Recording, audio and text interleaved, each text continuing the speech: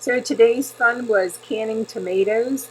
First I washed them, then I would put them into a pot of boiling water for just less than a minute. After I had them in the hot water, I would dip them out and put them into an ice bath. So basically a bowl with water and ice, and that would help the peels to come off. It was very easy to just take out the core of the tomato and peel it off.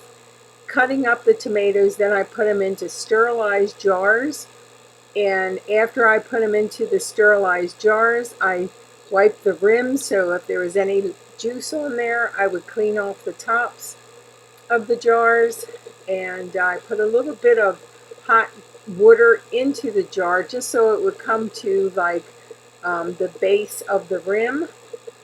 I would put the lids, after they were into the hot water, the lid and screw on the lids. I did have one break, that's why you can see some tomato floating in there. You put your cans into the canner, and then once the water starts to boil, you time it for 15 minutes.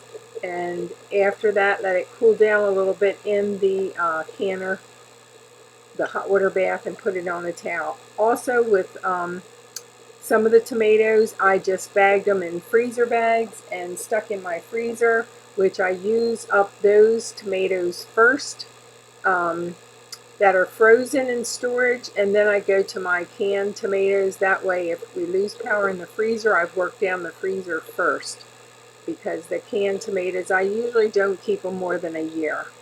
And so that's what I do to can my tomatoes, and then some of them I froze in bags, and I use it for chicken noodle soup, I use it for chili, and a beef stew. And it's a great way to buy a box of tomatoes. You get them cheaper that way, and then put it in my food storage for the winter.